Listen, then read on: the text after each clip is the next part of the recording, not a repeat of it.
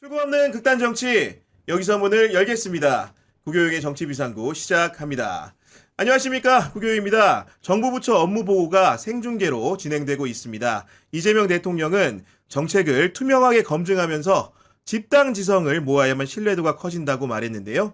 오늘 토요특별판에서는 민주당 김준혁 의원과 노영희 변호사를 모시고 정치권 이야기 나눠보도록 하겠습니다. 두 분 안녕하십니까? 예, 안녕하세요. 반갑습니다. 의원님은 저희 방송 처음이신데 저는 그래요? 노영희 변호사님하고 이렇게 두터운 관계인 거를 몰랐어요. 어떻게 알게 되신 거죠? 저희가 그 의원님이 의원님 되시기 전부터 저분하고 되게 친한 변호사가 있어요. 근데 그 변호사가 저는 또 같은 주호였어요. 그래서 걔랑 같이 세 명이서 같이 막걸리 의기투합해서, 친구입니다, 막걸리. 아, 막걸리 친구예요? 네. 제 후배 변호사가 노영희 변호사님하고 이제 예전에 사법연수원에 같은 있을 조였어요, 때 같은 같은 조였는데 이 친구가 이제 옛날에 대학 다닐 때 그 한신대 이제 신학과를 나와가지고 경기남부 청년 투쟁국장하고 뭐 굉장히 그 과격파였는데 어느 날 갑자기 과격하네요, 맞아요. 어느 날 갑자기 변호사가 되고 싶다고 공부하러 간다고 그러더라고요. 그리고 세월이 지나서 만났는데 변호사가 돼서 왔더라고. 목사 안수를 받고 오, 네. 변호사가 된 거야. 특이한 케이스죠. 그래서 노 변호사님을 이제 소개해 주셔가지고 그때 이제 같이 술 마시다가 지금 무지하게 지금 친해진 거죠. 네. 근데 되게 사람이 교수님답지 않게, 제가 원래 교수님들이 별로 안 좋아하는데 저분은 교수님답지 입담이 않게 엄청 좋으시잖아요. 엄청 좋아요. 정말로 이제 네. 예전에도 저 영상 찾아보면은 정말 짤이 많을 정도로 화려한 입담을 자랑을 하시는데 오늘 변호사님이 자리에 앉자마자 극우 뉴라이트 역사 전쟁을 선언하신 우리 김준혁 의원님께 후원금을 무려 100만 원이나 쏘셨습니다. 일금 100만 원을. 정말 크게 쏘신 거 아닙니까? 네. 좀 크게 쏜 거고요. 제가 사실은 이렇게 후원 같은 거 잘 안 해요. 왜냐면 너무 아는 분이 많기 때문에 누구는 하고 누구는 안 하고 할 수는 없잖아요. 근데 정말 특별히 제가 엄선해서 이 고생하시는 우리 의원님을 위해서 했습니다. 감사합니다. 여러분, 농협 301-0349-6381-01 농협 후원 계좌 국회의원 김준혁 후원인데요. 이분이 초선이라 사실은 이렇게 많지 않습니다. 여러분들이 도와주셔야 됩니다. 꼭. 네. 우리 본격적으로 얘기를 좀 해봐야 되는데, 아까 서두에도 말씀드렸지만, 네. 정부 부처 업무 보고가 진행 중인데, 연일 화제 기사들이 많이 나오거든요. 좀 어떻게 보고 계십니까? 저는 이재명식의 어떤 새로운 정치 문화 이것의 시작이다라고 생각을 하는데 제가 그걸 보면서 예전에 나왔던 영화 트루먼 쇼라고 혹시 기억하십니까? 네, 기억합니다. 네, 트루먼 쇼가 24시간 생중계하면서 굉장히 엄청난 시청률을 올렸었는데 트루먼 쇼의 한 10배 이상 되는 정치 방송이다라고 하는 생각이 들고요. 이재명 대통령님께서 말씀하셨듯이 투명성을 더 담보할 수 있고 또 각자 행정기관의 수장들이 어떤 자신들의 능력을 그대로 보여줄 수 있는 혹은 또 모자란 대로 또 그것에 대한 진정성을 보여줄 수 있기 때문에 저는 국민들로부터 상당히 신뢰를 받는 그런 멋진 프로그램이 됐다 네. 생각을 합니다. 통상적으로 이제 대통령의 업무라든가 정부 부처의 업무라는 게 우리가 언론 등을 통해 가지고 결과값을 보고받는 경우가 많았는데 그걸 업무 보고의 과정, 중간 과정을 공개한다는 게 굉장히 이 행사의 목적이고 의미가 있는 것 같거든요. 사실은 너무 싫을 것 같아요. 대통령이니까 그걸 감내한다 하더라도 밑에서 업무 실무하는 사람들 입장에서는 얼마나 좀 부담스럽겠습니까? 지난번에 강유정 대변인이 방송에 나와서 그 얘기를 하더라고요.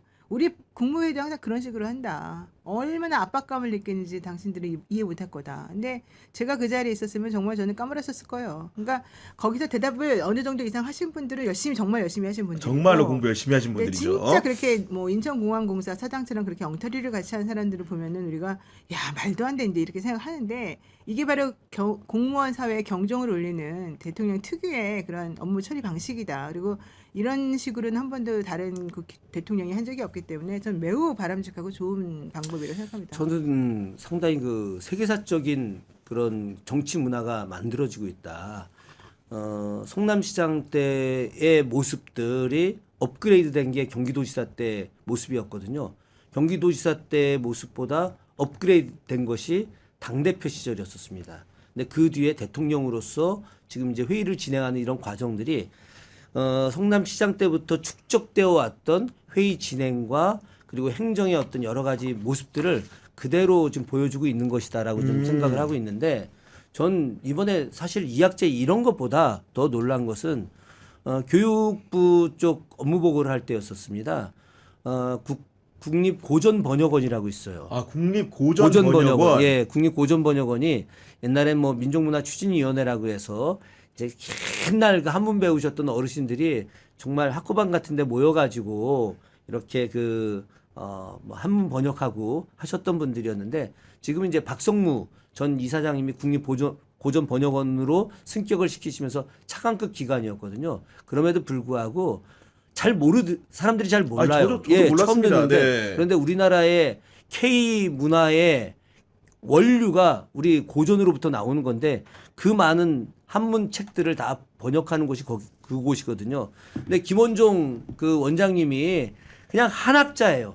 정말 이야기 약간 다르네. 통일교 한학자 아닙니다. 한학을 공부하신 분. 경북 안동에 그 한학을 하신 그냥 그 순수 학자분이신데 이분이 대통령님한테 대통령님 건의 좀 할 게 있다. 그랬더니 건의해 보셔라. 그랬더니 이제 어린이 청소년들한테 한문 교육이 좀 필요하다.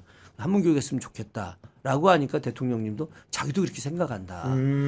만약에 다른 그 대통령이었다고 한다면은 국립고전번역원장 같은 분이 대통령한테 손 들고 한문 교육 필요한데 이거 좀 하게 해주십시오라는 이야기를 할 수 있을까요?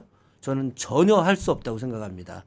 그런데 지금 완전히 다른 문화가 나타난 네. 거예요. 그래서 의견을 서로 주고받고 또 좋은 것은 받아들이고 잘못된 것은 또 질책하거나 지적해서 개선하려고 하는 이런 모습들이 나오기 때문에 저는 정말 신선하고 좋은데. 근데 거기서 중요한 게 그거 있잖아요. 자학 개그.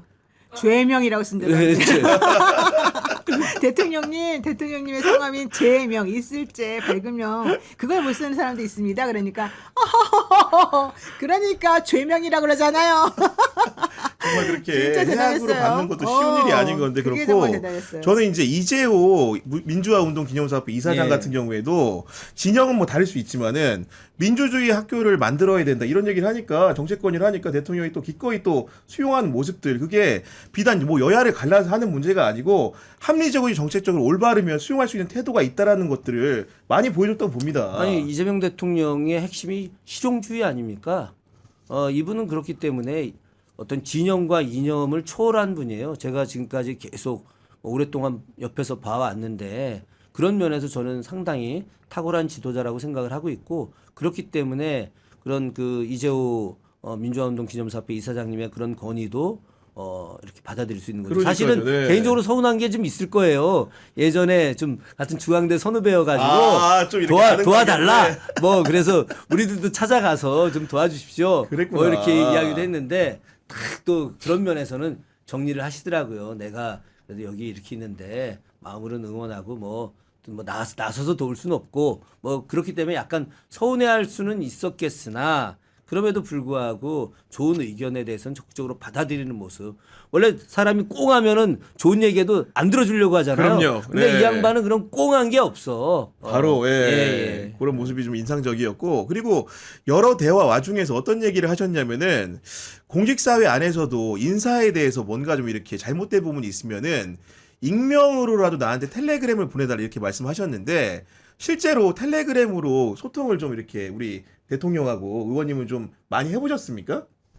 뭐 안 했다고는 말할 수는 없고 지금 저는 사실은 그 대통령 되고 나서 한 3개월까지는 텔레그램으로 소통을 했는데 그랬군요. 네. 네, 최근에는 너무 바쁘신 것 같아가지고 텔레그램 소통은 요즘은 안 하고 있는데 그래도 끊임없이 텔레그램을 다 읽는다는 겁니다. 우리 의원들끼리 이제 얘기하다 진짜요? 보면 다 읽고 그래서 야 이거 문제다. 거꾸로 잠을 안 잔다는 거예요. 새벽에 읽는다는 거 아니에요? 네, 지금 하루에 보니까 지금 문제가 2시간 많이 자면 3시간 잔다는 거예요. 저도 그래가지고 얘기 저희가 들었습니다. 네. 대통령실에 있는 후배들한테 야 제발 잠을 좀 재워라. 텔레그램 좀 끊게 해라.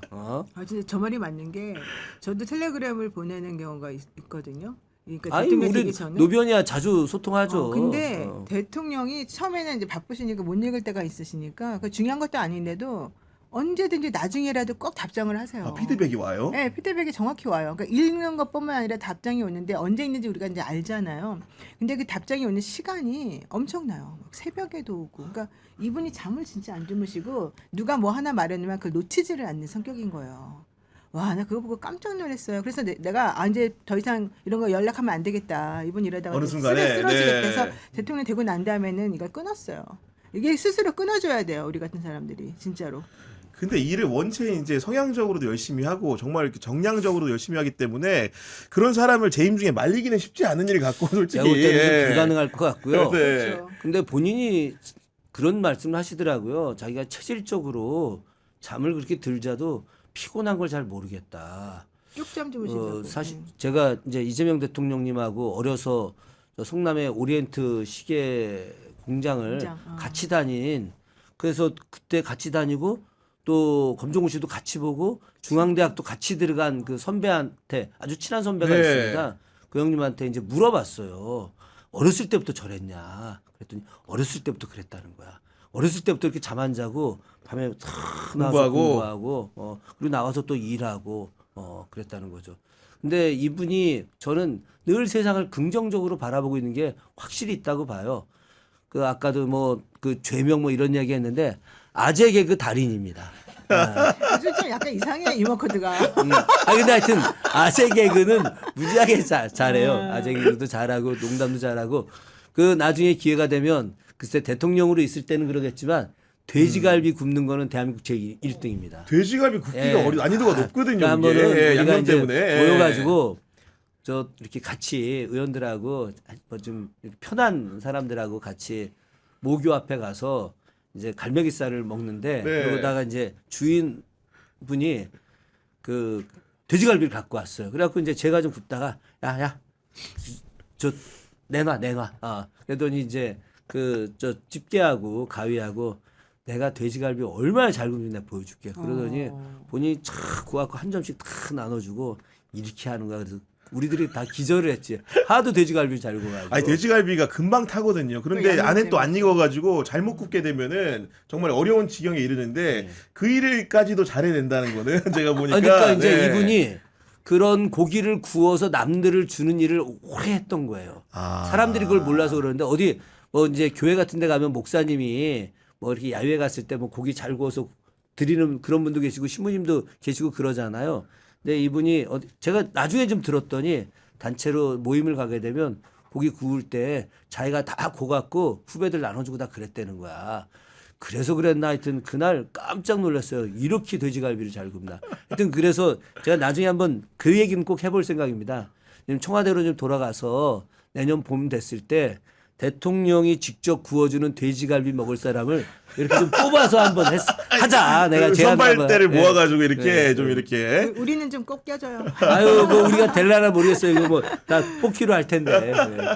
그런 말씀이고, 업무보고가 정말로 이렇게 어떻게 보면 화제성으로 좋은 부분들도 많았는데 하나 논쟁적으로 얘기됐던 부분 중에 하나가 뭐냐면은 흔히들 얘기하는 환빠, 예. 환단고기 이야기를 꺼냄으로써 마치 이게 역사적으로 어떤 맥락에서 대통령께서 이런 제시를 하신 것인지를 두고 여러 가지 설왕설래가 있었는데 진짜 이 이야기를 왜 꺼내신 걸까요? 저는 두 가지 이유 때문이라고 생각합니다. 일단 먼저 전제 조건이 대통령께서 역사에 대한 지식이 상당한 수준에 있다는 걸 먼저 좀 이야기를 좀 드리고 싶어요. 제가 같이 이제 공부를 하면서 느꼈던 거는 도대체 이분은 어디까지 공부를 했을까? 경제학 이쪽 이론들은 뭐 탁월한데 역사까지도 이렇게 관심이 많을 줄은 솔직히 잘 몰랐었죠. 그래서 이분의 생각은 첫 번째, 동북아 역사재단이 고대사 연구를 제대로 했으면 좋겠다라고 하는 거. 이게 전 첫 번째 이유라고 생각합니다. 왜 이 생각을 하냐면은 대통령님이 아마 동북아 역사재단에 있는 연구원들 내역을 다 봤을 거라고 저는 생각을 해요. 그분 성격이면 100% 거기에 연구자가 몇 명인데 전공자가 뭐뭐뭐 있는지. 지금 동북아 역사재단의 전공자들 대부분이 일제강점기 시기에 연구자들입니다. 아, 그래요? 예, 원래 동북아 역사재단은 중국의 동북공정을 막고 또 일본의 독도 침략을 막기 위해서 고대사 연구와 또 독도 연구를 중심으로 만들었는데, 이 안에서 여러 가지 무슨 연구자들끼리 헤게모니 싸움이 있었는지는 잘 모르겠지만 고대사 연구자들이 거의 없는 상태입니다. 그렇기 때문에 지금 동북아 역사재단 내부가 우리 고대사와 관련된 강형 문제부터 시작해서 제대로 연구가 안 되고 있어요. 아마 저는 이 내용을 충분히 알 거라고 생각하고 그래서 제대로 된 연구를 했으면 좋겠다라고 하는 그 의도와 또 두 번째로는 뭐 너무 잘 알려져 있다시피 박지양 네. 동북아 역사재단 이사장이 원래 우리 한국사 전공자가 아닙니다. 영국사 전공자잖아요. 맞아요. 네. 서양 그래서 그분이 했던 조선일보 2023년 인터뷰가 1940년대 영국인보다 2023년 대한민국 국민이 못하다 이렇게 이야기를 했었죠. 그 부분에 대해서 본인이 작년 국감 때 이렇게 질의를 했었을 때 자기는 그 생각 변함이 없다라고 이야기를 했었죠. 이런 측면에서 봤을 때 동북아 역사재단이 뉴라이트적 경향으로 흘러갈 수 있기 때문에 이것을 바로잡아야 된다라고 하는 의도로 사실은 한국사 연구자들 사이에서 일종의 금기 언어가 환단고의 같은 거거든요. 제가 다른 방송에서도 나가서 이야기했지만 환단고의가 위서가 맞습니다. 물론 그 안에 위서를 만든다 하더라도 100% 창작할 수는 없거든요. 그렇겠죠, 그래서 당연히. 네. 30-40% 정도는 과거에 조선시대 혹은 그 이전 사람들이 썼던 문헌들이 일부 남아있는 것이 있고 그 문헌들을 다시 1911년에 개연수 그리고 1979년에 이유립이 재정립하는 과정에서 위서 논쟁이 나오게 된 건데 그런데 그 내용을 가지고 참 한국 역사학계의 강단사학, 주류사학들이 받아들이지 않고 있기 때문에 이야기가 금기시되어 있는 건데 저도 깜짝 놀랐어요, 진짜. 깜짝 놀랐고 이 대통령님이 이 얘기를 왜 꺼냈을까라는 생각을 했음에도 불구하고 역으로 대통령님이 그렇게 가장 첨예한 논쟁거리를 툭 던짐으로써 네. 오히려 지금 한국사 안에서 고대사 연구를 다시 제대로 해야 된다. 강단사학 중심의 연구도 중요하지만 이제 콜라보 제야사학과 강단사학 그리고 또 하나 중요한 것은 지금 우리가 이제 고대사와 관련된 문헌이 많지 않잖아요. 삼국사기, 삼국유사 뭐 이런 정도 고대사 내용인데 중국의 25사 안에 그러니까 한나라 역사, 그럼 그 앞에 뭐 당나라 역사, 뭐 그러다가 이제 고려시대로 오면 요나라 역사, 금나라 역사, 송나라 역사 이런 안에 중국인들이 저술해 놓은 안에 우리의 강형 문제가 드러나 있는 게 많이 있어요. 그렇기 때문에 이런 부분들을 체계적으로 다시 연구했으면 좋겠다라고 하는 그런 의도로 네. 말씀하신 거라고 생각을 합니다. 그리고 이제 박지양 이사장 얘기를 좀 하셨는데 사실 제가 개인적으로 박지양 이사장이 현업 교수일 때 수업을 들어봤습니다. 저는 이제 그분이 이제 어떤 성향인지 모르고 수업을 이제 들었다가 결론적으로 제 학점을 말씀드리면 제 인생 최악의 학점이 나왔거든요. 근데 제가 그 수업을 재수강하지 않았던 게 저 같은 경우에는 영국사를 이제 공부하고 하는 과정에서 어떤 심산이었냐면은 그러니까 저는 그때만 하더라도 E.P. 톰슨의 영국 노동계급의 형성 이런 걸 보고 사실 영국사가 궁금해서 들어간 거였는데 막상 들어보니까 그분이 서술하고 말하는 영국사라는 것은 제가 가진 배우고 싶은 방향과 너무 다른 거예요. 당연히 발표를 해도 그분이 봐서 제가 빵점짜리죠. 그래서 정말 최악의 학점을 줬음에도 불구하고 재수강을 하더라도 개전의 적이 제게 없을 것 같다. 이런 판단이 확실히 있어가지고 제가 이 학점을 그냥 남겨두고 지나갔거든요. 그분이 나중에 봤더니 윤석열 정부에서 동북아 연구재단인가요? 이사장을 하는 걸 보고 그 앞에 네. 박근혜 정부 때는 문화융성 추진위원이었습니다. 그런 자리에 이제 네. 가는 걸 보면서 야 이런 사람을 쓰는구나 보수 정부는 이런 생각이 좀 들었어요. 네. 구교영 기자는 서울대 나왔군요. 아니 뭐 굳이 또 그 얘기를 밝히려고 한 건 아니지만 아무튼간에 개인적으로 경험담이 굉장히 진하게 있는 분이다 보니까 그러네. 최근에 논란이 되고 뭔가 이제 또 업무 보고 과정에서도 보면은 말을 또 이렇게 적극적으로 하는 타입은 또 아닌 걸로 비추는데 정말로 그분이 그런 속내인 건지 왜냐면 제가 느끼기에 강단에서 그분을 뵀을 때는 거침없었던 걸로 제 기억을 아니 하는데 거침이 없어요. 그래요? 예. 네, 우리가 국감 때도 네. 거침이 없었습니다. 거침이 그래요? 없이 네. 본인의 생각을 일체 뭐 굽히거나 그러지 않고 강하게 어떤 보수적 입장에서 이야기를 하는데 본인은 뭐 뉴라이트는 전혀 아니다라고 이야기하지만 그러나 실제 그 쓴 글이라든가 행동 이런 걸로 보면 뉴라이트적 계열로 있다고 해도 과언이 아니죠. 사실 제가 작년 국감 올해 국감 때도 박지양 이사장한테 여러 가지 이야기를 했었습니다. 그 올해는 그 박지양 이사장이 국감 때 자기가 좀 생각을 좀 잘못했다. 지금 비세 혁명을 통해서 이렇게 시민들이 새로운 나라를 만드는 걸 보고 대한민국 국민이 참 위대하다라는 생각을 자기도 올해는 했다.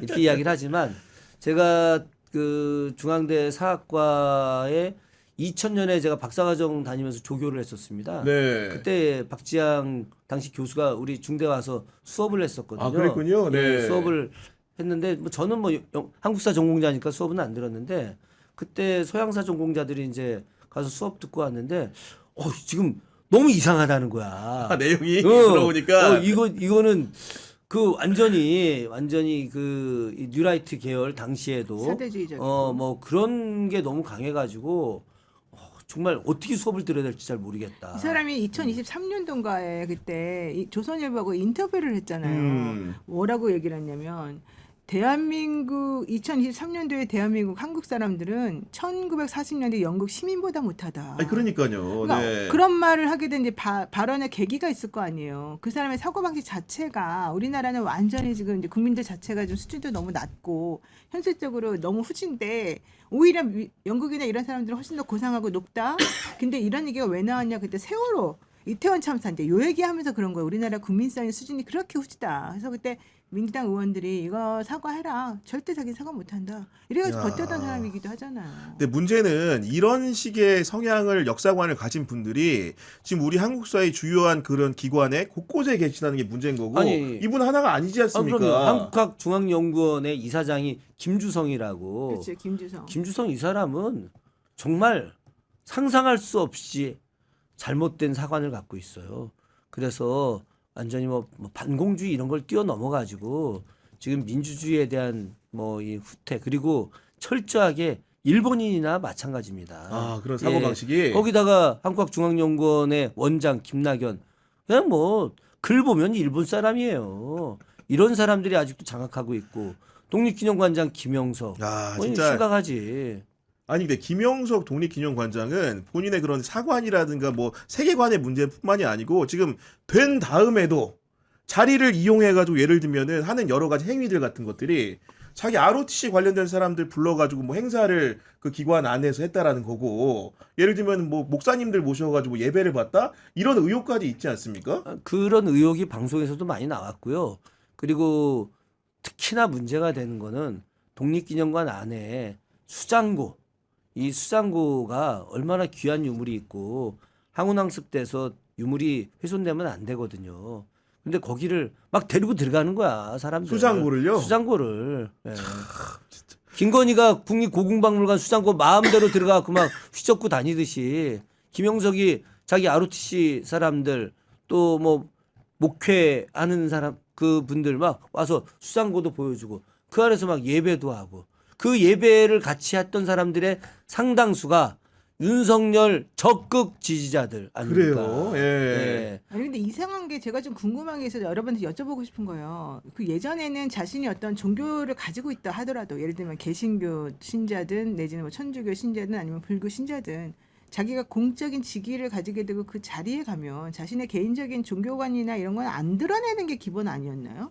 그럼 근데 이게 이상하게도 이 몇 년 사이에 어느 순간부터, 윤석열 네. 특히 윤석열 들어오기 그 직전부터 지금까지 윤석열이든 누구든지 그냥 뭐든지 다 우리 개신교 아멘 이거를 너무 드러내면서 아주 우리들에게 그런 종류의 종교를 강요하고 자기네들이 그렇게 하는 게 너무 당연하다는 듯이 우리한테 보여주는 거예요. 난 그게 너무 이해가 안 가요. 그 김영석 같은 경우도 거기 안에 가가지고 사람들한테 예배 보고 이걸 아주 자랑스럽게 생각한다는 거고 그런 식으로 지금 행동하는 사람이 너무 많거든요. 이건 좀 문제 좀 지적해야 되는 거 아닙니까? 지적을 해야 되는 게 맞는 거고 네.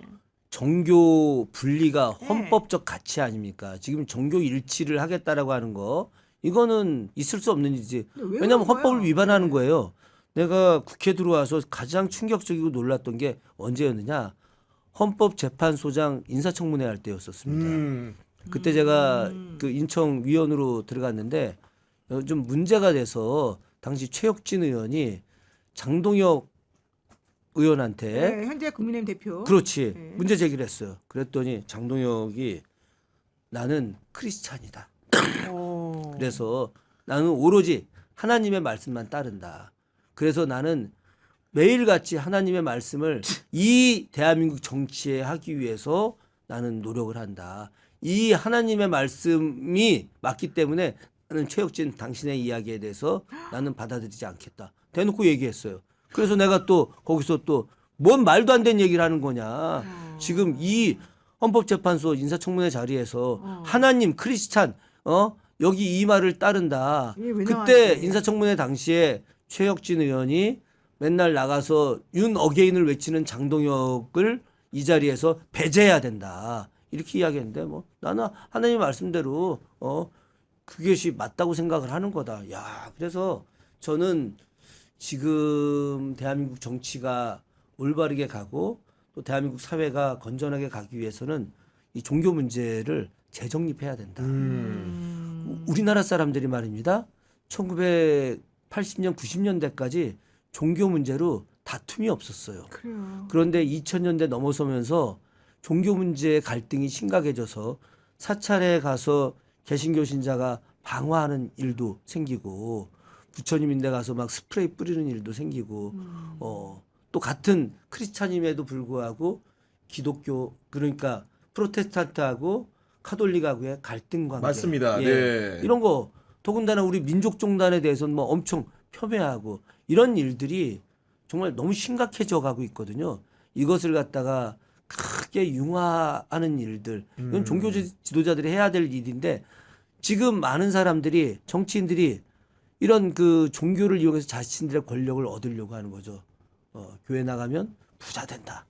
또 그런 네트워크를 통해서 서로 간에 짬짬이를 하려고 하는 이런 것들 이걸 갖다가 빨리 없애야 된다. 네.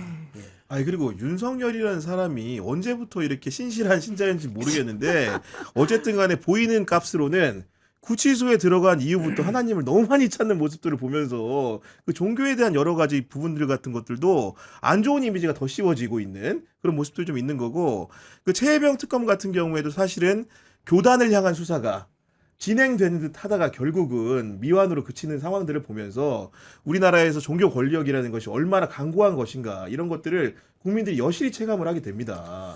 세간의 의혹은 그 개신교계 일부 아주 극우 보수화된 언론 목사들이 트럼프 미국 대통령한테 전화해서 이재명 망신 줘라, 뭐 내쫓아라 라는 이야기를 했다라고 하는 이야기가 많이 돌고 있지 않습니까? 네. 예, 뭐 이런 정도 수준에서 예. 그러니까요. 아무튼 이 문제 같은 경우에는 그 정치권도 그렇고 시민사회도 그렇고 교계도 그렇고 한데 모여가지고 뭔가 가르마를 탈 수 돼요. 있는 맞아요. 기회가 있어야 될 거라는 생각이 들고 좀 화제를 좀 바꿔가지고 최근에 이제 서울시장 선거가 아무래도 이제 내년 6월에 지방선거다 보니까 격전지다 보니까 많이 이렇게 화두가 되고 있는데 우리 의원님 같은 경우에 물론 이제 도를 달리해서 계시지만은 행정구역을 서울시장 선거 좀 어떻게 보고 계십니까? 아, 이번에 제 친구 둘이 나오는 바람에 친구가 둘이나 나와요. 예, 예. 저 김영배 의원하고 정원호 구청장하고 야, 두 분 다 예, 친구구나. 둘 다 엄청 친한 친구들인데 그래서 제가 이제 며칠 전에 정 총장한테도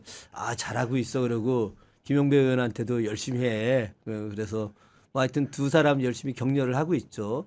근데 민주당 당내 이제 뭐 박주민 의원 또 전현희 의원 각각 다 본인들이 갖고 있는 가치를 잘 드러내고는 있는데 근데 그 민주당 당내에서 약간 제가 봤을 때 착각하고 있는 것 중에 하나가 오세훈이 너무 센 거 아니냐라고 하는 그 부분에 대해서는 저는 약간 좀 아니다 그렇게 생각을 하고 있고요.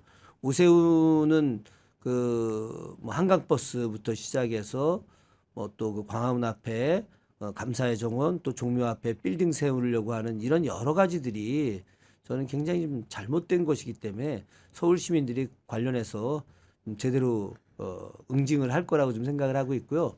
저는 민주당 당내에 있는 의원들이 보다 누가 더 열심히 하고 또 누가 더 서울의 발전을 위해서 기여할 것인가라고 하는 정책 제안을 잘하는 것이 성공의 어떤 지름길이라고 생각합니다. 아니 아닌 게 아니라 이제 감사의 정원 말씀을 주셨는데 예. 이 감사의 정원 그 역사학자의 입장에서 봤을 때는 좀 어떤 그 조형물의 의미가 있는 겁니까 없는 겁니까 이게?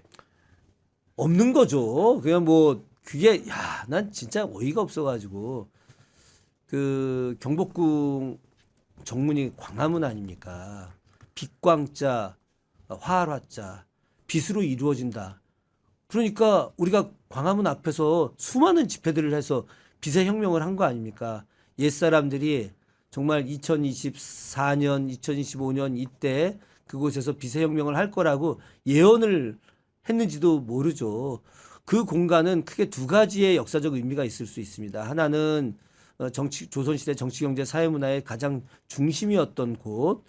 그래서 경복궁과 그 앞에 육조거리를 좀 복원해서 K 역사 혹은 뭐 K 문화 또 K라고 하는 들어가는 뭐 음식부터 복식 이런 모든 것들을 갖다가 세계 알리는 역사적 기반이 되게 해야 된다는 거. 이게 저는 하나의 중요한 의미고 또 하나는 세계 민주주의 역사에서 어떤 빛의 혁명을 통해서 새로운 민주주의 시대를 만들어냈던 민주주의의 성지로서의 역할을 해야 된다. 그런데 이 공간을 오세훈 서울시장이 철저하게 냉전 이데올로기로 예, 만들어버린 거잖아요. 6.25 때로 돌려놓는. 그렇죠. 네. 이게 말이 안 되는 거죠. 유엔 참전국 22개 나라한테 돌을 받아가지고 그 돌을 이용해서 밭드로총, 이 총이 이렇게 밭드로총 되어 있는 모습이거든요. 그걸 22개를 만들어서 전시를 하겠다. 그런데 그 공간이 세종대왕 동상 그러니까요. 옆으로 해서 거기에 우리 말, 글 이것을 갖다가 만자 이상을 갖다가 새겨놓은 그 공간까지 다 침해해서 그 우리의 어떤 한글의 어떤 공간들까지 다 없애는 과정에서 그 밭드로총 이걸 만들겠다? 이건 제정신이 아니죠. 결국은 이게 그 앞에 이제 뭐 태극기를 대형 태극기를 원래 세우려고 했다가 150m짜리 하려고 이것도 했죠. 사실은 철회가 된 상황인 예. 거고 밭드로총도 뭔가 좀 분위기가 안 좋으니까 지금 이렇게 슬슬 담는 분위기 아닙니까 아니, 이게? 그런 것도 예. 서울시가 진짜 자체적으로 담고 싶어 한 게 아니고요. 그 외국의 22개국한테 이거를 얘기를 했었잖아요. 아 그렇죠. 22개국이 아예 반응을 안 했어요. 반응이 네, 그래서 그런 거예요. 처음에 서울시가 영상 장비를 설치해가지고 이렇게 뭐 22개국하고 실시간 소통한다 하면서 이제 그 나라에서 가져온 돌을 가지고 뭐 밭들어 총 모양을 만든다 그랬잖아요. 다 편지를 보냈대요. 근데 아무도 답을 안 한다는 거예요. 좀 조력을 해달라고 네. 했는데도 딱 한 나라 답해서 딱 한 나라. 어느 나라? 그리스. 그리스. 예. 그리스만 돌을 보냈어요. 나머지는 다 안 하고 그래서 야 오세훈 시장이 돌이 안 오니까 그러면 그 자기네가 먼저 돌을 이렇게 만들어서 하고 나중에 돌을 살 수 있는 그 나라의 돌을 살 수 있는 데를 소개를 해달라는 거예요. 스스로 할 테니까. 네. 이게 뭐 말도 안 되는 얘기죠. 아니 그럼 그러니까- 결과론적으로 지금 백지화 코스를 밟고 있는 겁니까? 아닙니다. 아니에요. 백자 예. 코스는 아니고 네. 계속 똥꼬집을 부리고 있는데 문제는 그 자리가 나라 땅이잖아요. 그게 서울시 땅이 아닙니다. 종로구청 땅이 아니에요. 그렇죠. 정부 땅입니다. 국토부 땅이에요. 원래 국토부가 그래서 자기 땅임에도 불구하고 종로구청에 위탁 관리를 맡긴 겁니다. 원래 이 우리나라 문화재가 말이죠. 다 정부 거예요. 그런데 그 문화재를 관리하는 거는 지자체에다 맡기거든. 그러니까 궁하고 경복궁, 창덕궁 이 궁하고 이제 임금 왕릉 이 두 개만 정부가 직접 관리하고 나머지 문화재는 다 지자체가 관리해요. 그런데 이 지자체가 관리한다고 해서 이것을 뭐 옮기거나 뭐 새롭게 만들거나 못 하거든요. 마찬가지로 이 국토부 소유의 땅을 관리는 종로구청이 하지만 그걸 종로구청이 자기 임의대로 이거 해라 저거 해라 허가내 줄 수는 없는 그렇죠. 거예요. 네. 근데 지금 오세훈 시장하고 종로구청장하고 짬짬이래 갖고 이걸 허가를 내준 거야. 근데 이상한 게 어쨌든 보도에 따르게 되면 처음에 이제 그런 공문을 22개 나라에 보냈는데 3개월이 지나도록 답이 없었다는 거예요. 5월 달에. 맞아요. 예. 그러고 난 다음에 한 번 더 공문을 보냈는데 그 공문에 이제 8월까지 답을 주라 이랬는데 8월에 답이 오기 전에 자기네가 7월에 스스로 계획을 철회했다라고 보도가 나왔어요. 일부 보도 같은 경우에는 보도에 그렇게 나오고 회신 기한을 8월까지 해서 22개국 대사관에 보냈는데 한 곳에서도 답을 받지 못했다.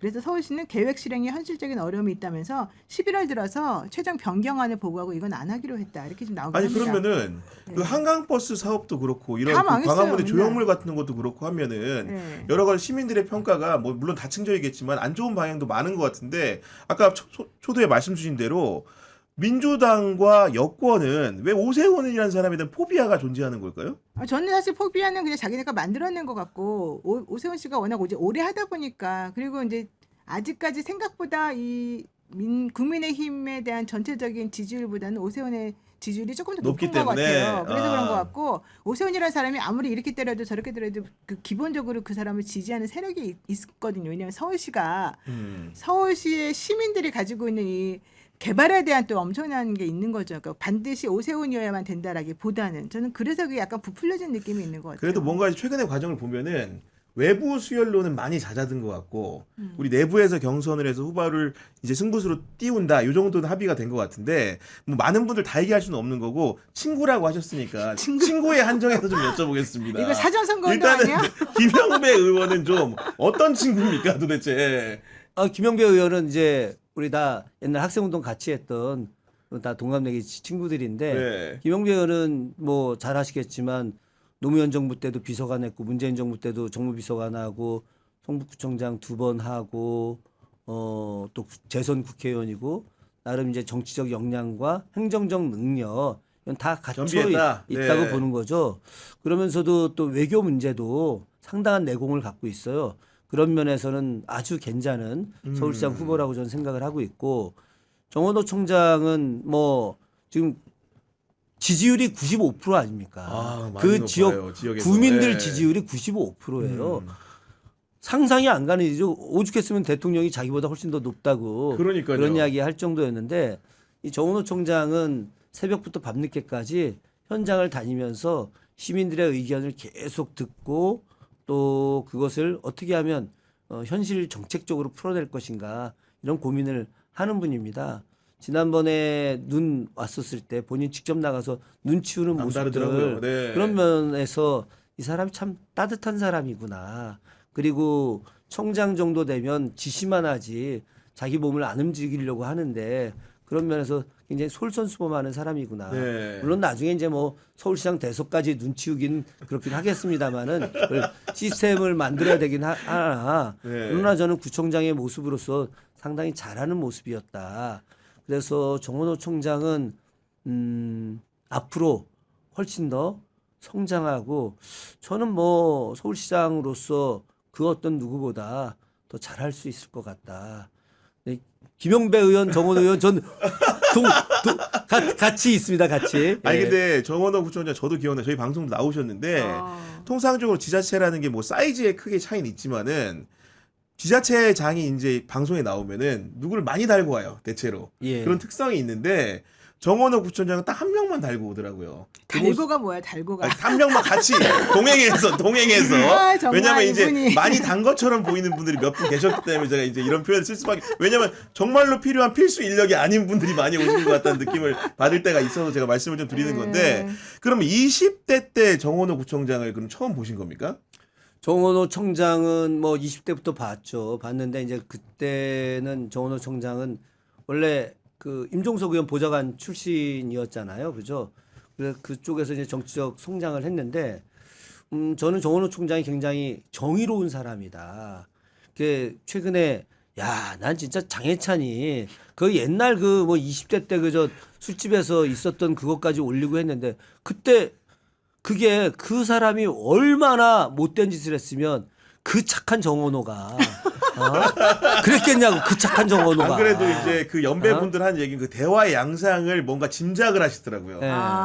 그런 뭔가 민주화를 둘러싼 여러 가지 갈등 국면들이 한창 상존해 있을 때라 지금과 달랐기 때문에 아마도 그 대화가 어떨 거라는 것을 그럼요. 너무나 잘 알고 있고 저 같았으면 다 둘러 엎었습니다. 아무튼 네, 그런 상황인데 최근에 그 노영희 그 변호사님께서도 방송하시면 뭐 정원호 구청장에 대한 반응이 좀 어떻습니까? 저는 개인적으로 정원호 구청장은 잘 모르는데 네. 성동구에 수많은 내 아는 사람들이 살고 있어가지고 얘기를 들어보면 다들 좋다고 하시고 되게 꼼꼼하시고 아까 뭐 이재명 대통령이 오늘 뭐 문자 보내면 좀 이따가라도 항상 읽고 답한다 그랬잖아요. 이분도 마찬가지라는 거야.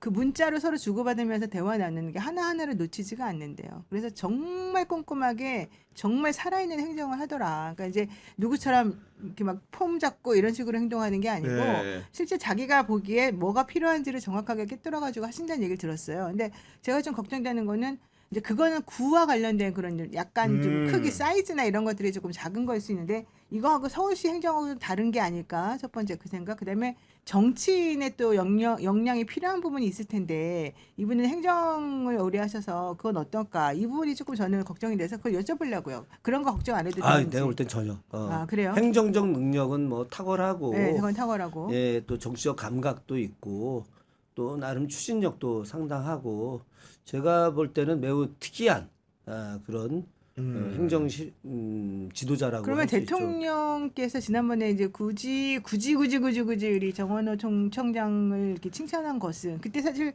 그 칭찬 이후에 민주당 다 열받았다는데. 다른 후보들은 네, 다른 경쟁자들은 분들은 많이 예. 냈대요. 나 누가 화냈는지 다 들었어. 근데 근데 솔직히 제가 무슨 저희가 있는 아니 걸까요? 저도 그래서 왜 그랬는지 좀 여쭤보겠어요. 저도 지금 뒷얘기를 좀 조사해 봤죠. 오, 뒷얘기. 그렇죠. 예. 조사해 봤는데 뭐 다 말씀드릴 수는 없고. 다 말해봐요. 여기 지금 사람도 별로 없어. 먹고 살아야 됩니다. 먹고 저희도 살아야 지금 여기만 후원금이 필요한 게 아니고 지금 보니까 지금. 그럼요. 하여튼 나머지 분들한테도 다 나중에 이제 뭐 하셨다는 도움을 뭐 거죠. 주시려고 예. 하시겠지 하는데 거기에 그 대통령실 옆에 하여튼 대통령 옆에 늘 다니는 그 분 한 분이 정원호 총장한테 특별한 호감이 있어서 그분이 좀 중심적으로 했다라고 하는 이야기를 제가 살짝 좀 듣긴 했습니다. 전해 들었다 네. 이렇게 야, 정도. 이건 문제 있는 거 아닙니까? 아니 뭐 그냥 이렇게 다른 분들도 칭찬 또 사후에 아니 하셨다고 하니까. 다 칭찬을 네. 다 해주실 네. 거라고 다 추가적으로 이제 들었어요. 순차적으로 왜냐면 해준다는 이게 것들 아니까. 한 분 한 분 네. 한 분 다 아유 뭐 대통령님이 그거 안 하시겠습니까? 아니, 다 그러니까요. 하시지. 예. 근데 그게 이제 대통령님이 이미 전현희 의원님한테도 늘 칭찬을 많이 했었었고, 그렇죠. 그리고 박주민, 뭐 서영교. 박주민 의원, 서영교 의원님 다 칭찬. 아니 박홍근 의원 1년 전에 받았대요 이미. 그럼요. 보니까 네. 얘기 들어봤더니 1년 전에 칭찬 내가 볼 받으셨다는데. 때 아직 네. 김영배 의원한테만 안 한 것 같던데. 김현배 야, 의원이 이거 근데. 왜 안 했대? 왜? 어? 왜 안 했대? 짐작가는 이유도 없지 않으나 넘어가도록 하겠습니다. 네, 보면은 아니 그리고 이제 문화유산 이제 워낙 잘하시니까 그리고 실제로 이제 국감이라든가 이런 과정에서도 예. 김건희의 우리 문화유산 침탈 과정들을 많이 공개하셨는데 그렇죠. 야 정말로 너무 화가 나더라고 이거는. 네. 있을 수 없는 일이죠. 그러니까 김건희는 자기가 왕비라고 생각을 했고 왕비 단계를 넘어서서 왕이라고 생각을 한 것 같아요.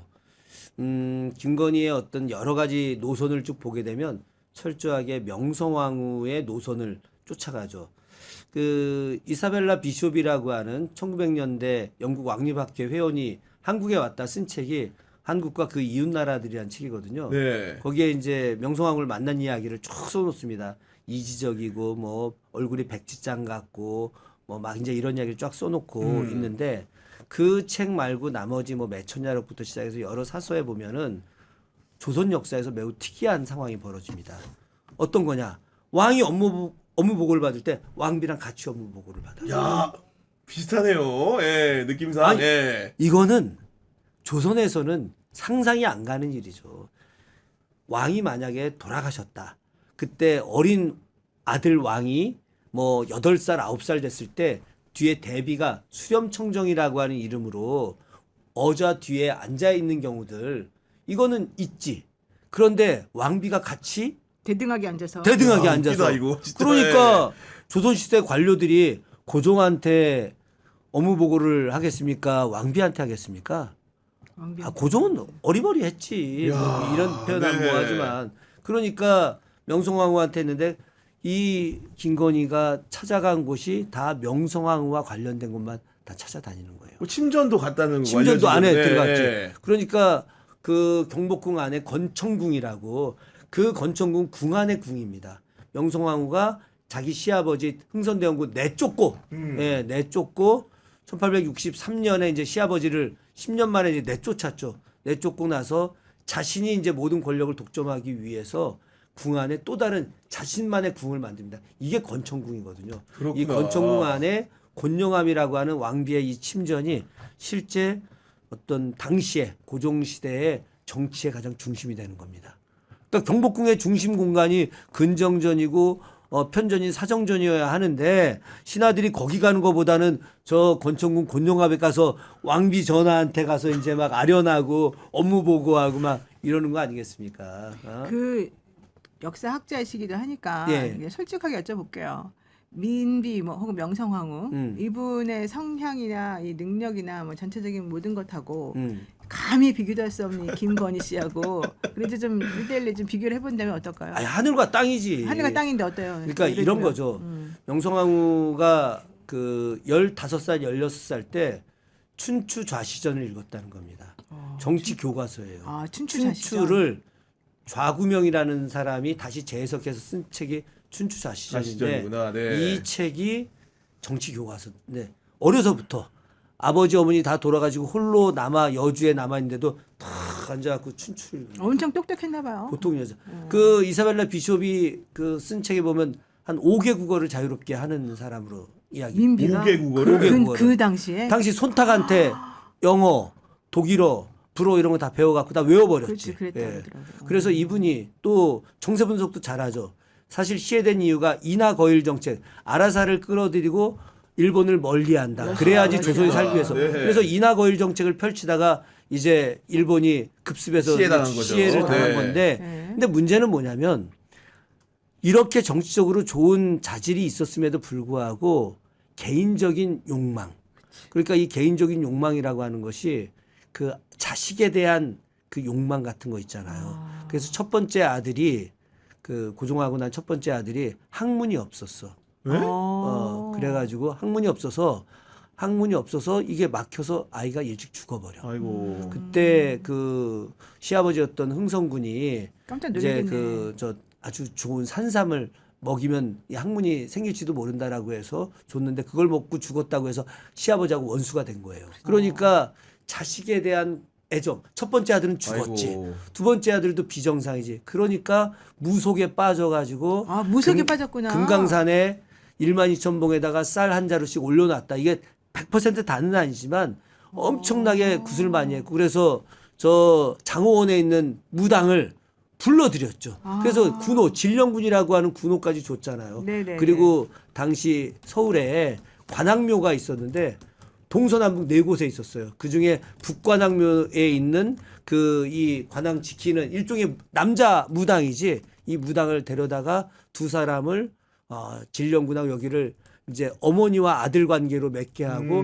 맨날 궁 안에서 굿을 한 거예요. 그러다 보니까 이게 문제가 커진 거죠. 국가 재정 낭비가 커져서 그러네. 조선 역사에서 왕과 왕비가 매관매직을 한 첫 번째 사례입니다. 그 돈 때문에? 돈 때문에. 그 무속 때문에? 이게 사람들이 잘 모르는 게 있는데 고종이 일반인 체질이 아니에요. 무슨 얘기인지 잘 모르시죠. 이게 네, 고종은 밤에 활동을 하고 낮에는 잠을 자요. 야행성이구나. 완전히. 그래서 고종대 업무를 낮에 봐야 되는데 밤에 보는 거잖아요. 그러면 관료들도 다 미치는 거야. 피곤한 거죠. 오케이. 피곤한 설명도 해야 정도가 아니지. 되는데, 예. 그럼 밤에 경복궁에 다 불 켜야 될 거 아닙니까? 그렇죠. 네. 그럼 그 촉값이 얼마나 많이 들어가겠어. 국가 운영 경비가 어마어마하게 들어가고 기름값이 어마어마하게 들어가는 거예요. 그러다 보니까 이것을 운영하기 위해서 매관매직하고 이 매관매직을 하다 보니까 국가 시스템이 망가져 버린 겁니다. 야, 그러니까 그 뒤에 매관매직하고 이런 거는 똑같고 김건희하고 근데 이제 명성황후처럼 정치적 역량은 떨어지는데 이제 뭐 뭔가 국가를 운영해서 V제로 하려고 한 거 이건 이제 문제가 있는 거죠. 아니 저는 김건희라는 사람이 당연히 역사 공부를 했을 거라고 믿고 싶지도 않고 안 했을 것 같은데 만약에 경복궁을 여러 번 들리고 종묘 차담하고 이런 일련의 과정들이 만약에 명성황후의 서사를 조금이라도 생각했다고 한다면은 김건희한테 적어도 그런 역사적인 맥락을 투입한 사람이 하나 정도는 있어야 맞는 거 아닙니까? 저는 그게 이배용이라고 보는 거죠. 이배용. 이배용 국가교육위원장. 추정이지만은 네. 추정이지만 그 이배용 위원장이 항상 같이 경복궁, 창덕궁을 같이 다녔고 두 사람이 꼭 손붙잡고 같이 다니잖아요, 그죠? 그래서 이배용 위원장이 저 지난번 특검에서 했던 그 진술 보니까 자기가 창덕궁에서 어좌는 자기가 올라가라고 했다. 그런데 경복궁 근정전에 갔더니 이렇게 자기가 근정전 설명을 하고 있는데 이미 어좌에 앉아 있다. 정말 예. 이거 뭐 아니 근데 사실은 이거 뭐 자꾸 오늘 사담 많이 하는데 저희 어머니 또 하필이면 민 씨예요. 영민 이제 씨. 영민 씨 본 하나잖아요. 예, 예. 그러다 보니까 이제 한데 당시에 보면 물론 그걸 통해서 저희 집이 뭐 이렇게 되고 이런 건 전혀 없습니다만은 그러니까 명성황후 시대 외적 세력이 또 굉장히 이렇게 됐었고 실제로 김건희 시대에도 그 외척이라고 할 수 있는 사람들이 떵떵거리면서 다닌 거 아닙니까 지금? 아니 약간 또 사담이라고 하니까 네. 나 갑자기 고려대 예전에 우리 그 민주주의 그 계속 이끌었던 조 무슨 교수님 왜 이름이 기억이 안 나지? 조 그 노동부 장관인가 뭐 이렇게 하셨 아니야 장관은 안 하시고 아니고요. 하여튼 예. 우리 뭐 옛날에 우리들 다 이끌었던 사상의 은사 같은 분인데 네. 그분 사모님이 그 여흥민 씨예요. 아, 그래요? 근데 네. 그분 사모님이 그 민영환 집안의 후손이야. 근데 그분이 쓴 소설이 있어요. 소설이 있는데 나중에 이제 인터뷰하는 걸 보니까 우리 영민 씨가 망해서 이 나라가 잘 됐다라고 이야기를 하고 있어요. 왜냐하면 당시 영민 씨가 민영환 같은 분이야 이제 순국 자결을 하셨지만 근데 거기에 뭐 민영익, 민영휘 그리고 또 그 민영환 선생의 친동생도 민영찬 나중에 다 친일파됐는데 네. 그쪽 세력들이 어마어마하게 이제 뭐 이렇게 뭐 영민 씨가 전체가 다 그랬다는 게 그렇죠. 아니라 네. 그 명성황후를 중심으로 하는 그 소수의 영민 씨 세력들이 너무나 독점하고 권력을 독점하고 권력과 이런 것들을 또 어떤 경제를 독점하면서 그랬겠죠. 네. 이들이 국가 전체 발전을 이루지 않고 있었던 거예요. 그러다 보니까 외세 침략에 대응이 안 되는 거야 이게.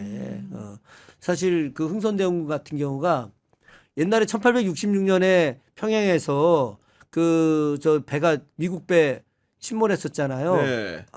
이제 나도 이제 뭐 영특감이 좀 떨어졌네. 근데 그 배를 다시 들어올리게 합니다. 왜 그러냐? 증기기관을 연구하려고. 연구하겠다고. 예. 그때 당시 박지수가 이제 그 침몰시켰었는데 다시 들어올리게 해갖고 증기기관을 연구하려고 막 했는데 이미 그 강무 대동강 부식이 안에 돼서 들어가서 안 진흙이 되죠. 너무 막 차 있어갖고 이게 안 되는 음. 상황이었지. 당시에도 일각에서는 외세 침략에 맞서기 위해서 신무기를 만들어야 된다라고 하는 이 세력들이 존재했는데 또 일각의 한 세력들 영민 씨를 중심으로 했던 요 세력들은 철저하게 자신들의 경제적 이익, 정치적 이익만을 탐했던 아이고. 거죠. 이게 당시에 존재했는데 이 세력이 더 이겨버리니까 나라가. 이 세력이 다 죽어버렸지. 네. 정말로 그런 안타까운 점이라는 게 저도 이제 듣다 보니까 지금까지 명성황후라는 사람을 뭔가 이렇게 빗대고 차용해서 김건희라는 사람이 그런 일을 벌였을까 상상을 잘 못 해보다가 정말 말씀 들어보니까 그런 역사적인 모티브를 받아서 혹시나 전 충분히 그렇죠. 이런 게 아닌가라는 생각이 예. 또 의심이 듭니다 지금. 그 김건희는 제가 봐선 정말 제2의 명성황후가 되고 싶었을 것이다. 그래서 실질적인 이 나라의 통치자가 되고 싶었을 것이다. 그래서 거길 계속 간 거예요. 제가 총 몇 번 갔는지 나중에 이제 장성철 소장하고. 소장 인터뷰 보니까 11번을 갔더구만. 종묘, 많이 많이도 맞네. 갔다 진짜. 창덕궁, 경복궁을 11번을 갔더라고 11번을. 그러면은 그때 당시에 윤석열 씨하고 싸웠다 그러는 거잖아요. 그 구속 취소되고 난 이후에 김건희 씨가 내가 계획을 잔뜩 해냈는데 너 때문에 망쳤다 뭐 이랬다는 거잖아요. 거기서 말하는 계획은 자기가 민비처럼 혹은 명성황후처럼 뭔가 하려고 쫙 계획 세워놨는데 하기도 전에 네가 망쳤다는 거예요? 아니면 무능력해서 망쳤다는 거예요? 뭐예요? 조금 전에 말씀하셨던 것일 가능성이 난 높다고 보죠. 아마 김건희 중심으로 하는 개헌 프로젝트가 전 있었을 거라고 그렇죠. 봅니다. 그러니까 그런데 자기가 대권을 자꾸 흔들려는 자기가 보기에 너무 멍청하고 무능력한 윤석열 때문에 답답해 죽겠는데 내가 좀 뭔가 좀 정상적으로 해서 오히려 더 이걸 다 잡아버리면 괜찮을 거라고 생각해서 만들어놓은 그 계획을 이 뚱뚱한 이 인간이 망쳐버렸다. 그거겠죠? 정확하게 날짜 계산은 안 했는데 그날이 윤석열 집권하고 천일째 되는 되는 날. 날이었다며. 그래서 난 그 얘기를 들으면서 이게 영국의 옛날에 천일의 N. 천일의 N. N이구나 이게 N. 김건희가 N. 정말로 김건희라는 사람이 정말 저희에게도 많은 상상력을 많이 부여해 주는 게 워낙 한 행동들이 상상 이상이다 보니까 더 큰 상상력을 부여해 주는 게 아닌가 이런 생각을 하게 되는 거고 그 마지막 주제는 그 내란 전담 재판부 관련된 얘기를 안 할 수가 없는데 민주당이 다음 주에 법안 처리한다고 하니까 대법원이 보란 듯이 예교하겠습니다 나왔습니다. 어떻게 보셨습니까? 아니 그럼 또 천대엽 행정처장은 뭐 얘기 안 하면은 이것도 니네는 위헌적인 것이다. 또 뭐 또 설명한 거죠. 뭐 네. 얘기하던데 결과론적으로는 그냥 저는 민주당하고 대법원하고가 어느 정도 좀 정리해서 이대로 넘어가게 될 것 같아요. 아, 근데 지난번에 말씀드린 것하고 사실은 비슷한 맥락이죠. 아니 저는 이제 오늘 그 금요일이죠. 정청래 대표가 그 발언하기 정말로 그 와닿긴 했는데 그 표현이 뭐였냐면은 진작하지? 이런 표현했어요. 그러니까 일제 치하 때는 독립운동 안 하다가 8.15 해방 이후 8월 16일부터 독립운동을 하는 8.16 독립운동가처럼 뒷북치는 꼼수 조치다. 이 표현은 자체는 굉장히 공감이 됐거든요. 예. 네, 왜냐면 이게 사실 민주당에서 통과를 시키면 당연히 되는 거니까 그런 가정적 상황이라는 걸 너무 잘 알고 있으니까 갑자기 지금 하겠다고 나오다 보니까 제가 보기에도 정말 좋게 안 보여요. 아니, 사실은 이제 민주당이 양보할 거 다 양보했고 더 이상은 이 뒤로 물러서지 않을 거라는 걸 대법원도 알아요. 그러니까 대법원이 끝까지 버티면서 야 내가 하고 싶은 대로 더 하게 해줘 이렇게 사실은 할 수는 없을 것 같아요. 그러다 보니까 오히려 자기네가 이제 이 상황에서 어떤 헤게모니를 쥐겠다라고 하는 생각으로 전 네. 예규를 들고 나온 것 같아요. 마치 그러면서 자기네는 이 위헌성을 없애기 위해서 어쩔 수 없이 한다는 듯이 하면서 실제로는 민주당 고마워 속으로는 아마 그렇게 생각하고 있지 않을까 생각이 들어요. 그 민주당 입장은 명확합니다. 뭐 대법원이 이런 예규를 만든다 하더라도 내란 특별재판부 법을 상정해서 통과시키는 것은 뭐 당연히 명확하게 해야죠. 예 그렇게 할 것인데 대법원이 전 실수를 했다고 봐요. 아, 왜 실수했다. 그러냐면 자기네들이 예규를 만든다라고 하는 것은 역으로 계속해서 내란 특별재판부가 위헌 소지가 있다고 한 것을 스스로가 위헌이 아니다라고 하는 맞습니다. 것을 네. 이야기한 거예요. 되게 바보 같은 짓을 한 겁니다. 제가 한 보름 전쯤에 페이스북에 글 올렸나? 그 1948년에 재헌헌법 만들 때 그 헌법 안에 반민족행위 특별법을 만드는 걸 올렸어요. 네, 그 안에 그래다가 들어가 있습니다. 음. 헌법에 들어가 있는 거예요. 헌법에. 네. 그래서 당시에 반민특위 검사들도 특별히 만들고 재판부도 특별히 만들었어요. 그 재판부의 재판부장이 가인 김병로 선생이야. 대법원장을 하면서 반민족 행위자들에 대한 처단을 위한 특별 재판부에 본인이 부장을 직접 한 거예요. 당시 이승만 세력들이 이것이 위헌이다라고 계속 공격을 했는데도 불구하고 대법원이 위헌이 아니다라고 해서 한 겁니다. 저는 지금 조희대 이 대법원장부터 시작해서 현재 대법관들이 역사 공부도 하나도 안 했다. 야. 재헌헌법 안에도 이미 특별 재판부 반민족 그렇네. 행위자에 대한 특별 재판부를 이미 만들었어요. 그럼 지금 반민족 행위자 이 반민족 행위자들이 누구냐? 이건 내란 세력들이지. 아니 나는 그리고 그 자꾸만 무슨 처분적 법률 이 얘기를 오늘도 또 했는데 사실 그 말이 안 된다고 보는 게 지난번에 세월호 때 이 대법원에서 특별재판부 만든다고 했잖아요. 그럼요. 그때도 그러면 이런 식으로 논리를 따지면 그때도 처분적인 거잖아요. 특정 사건과 관련된 거니까. 네. 그 특정한 인물이 다 맞아요. 있잖아요. 예, 그러니까 예. 본인들이 말하는 것처럼 하나도 안 맞아요. 전부 다 모순적이에요. 지금 얘기하신 그러니까 것처럼. 재헌 헌법에 이미 이 특별 재판부를 만드는 게 명확하게 존재했고 그래요. 그리고 그것을 대법원장이 직접 했다니까.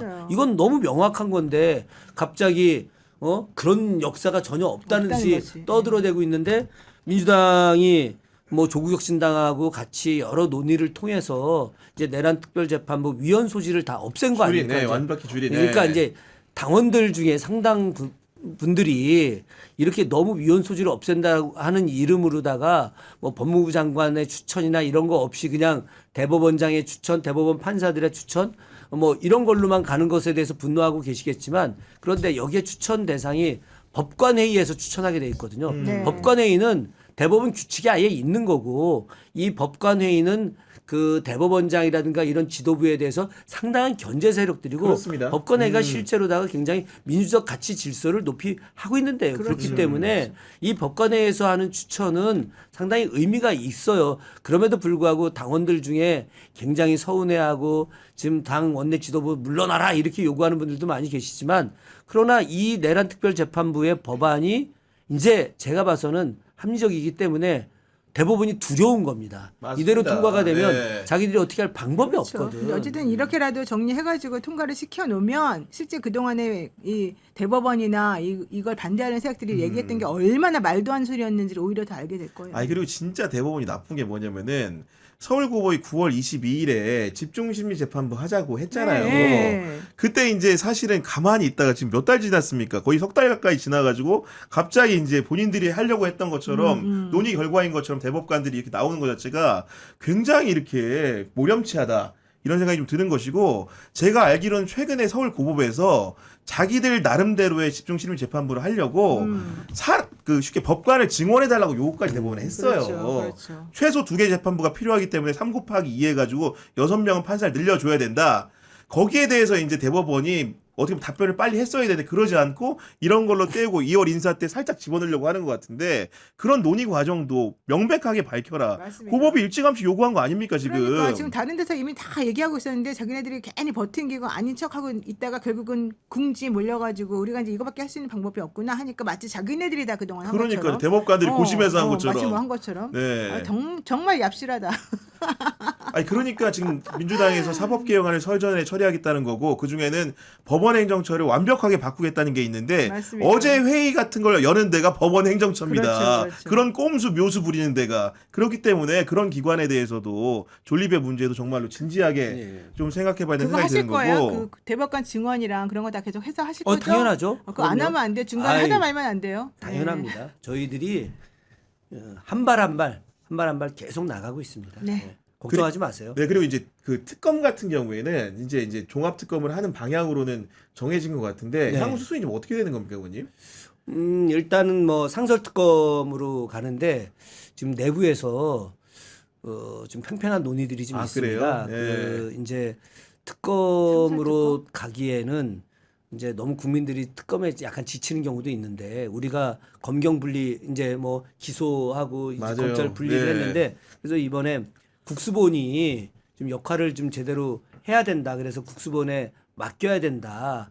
그래서 경찰이 이 일을 제대로 풀 수 있는 능력을 좀 보여주게 해야 된다라고 중요하죠. 하는 네. 이런 내부 논의도 실제로 존재합니다. 그래서 이것을 갖다가 이제 상설 특검이 갖고 있는 건 상설 특검인데 제2차 특검을 갈 거냐 아니면 이것을 국수본 중심으로 해서 풀어낼 거냐 이건 아직 최종 결론난 거는 아닙니다. 네, 알겠습니다. 지금 오늘 다양한 현안 이야기 나눠보니까 마칠 시간이 다 됐는데요. 마지막으로 이제 노영 변호사님, 우리 그 또 이제 의원님께서 의정 활동 잘 하셔야 되기 때문에 또 한번 네. 부스트업을 위해서 홍보 네. 활동 다시 한번 부탁드립니다. 네, 예. 극우 뉴라이트와의 역사전쟁 김준혁만이 할 수 있습니다. 김준혁이 할 수 있도록 반드시 승리하도록 여러분께서 도와주셔야 됩니다. 후원은 말로만 하는 게 아닙니다. 너 잘한다 필요 없습니다. 실탄이 중요합니다. 실탄. 국회의원 김진아 의원의 농협 301-0349-6938-01 아유, 공하나 참. 301-0349-6938-01하고요. 10만 원까지 세액 공제되고요. 10만 원 초과되더라도 15%에서 25%까지 세액이 공제됩니다. 후원의 영수증 신청하시고요. 김준혁 치고 후원에 치면 다 나옵니다. 저도 했습니다. 아니 근데 궁금한 게 이 사진 배경 있잖아요. 예. 혹시 어디에서 이렇게 화성행궁 정문입니다. 화성행궁에서 예. 네, 그렇군요. 우리 당원들하고 그때 저희가 매달 한 번씩 역사 기행을 하거든요. 당원들하고. 네. 그렇구나. 예. 네.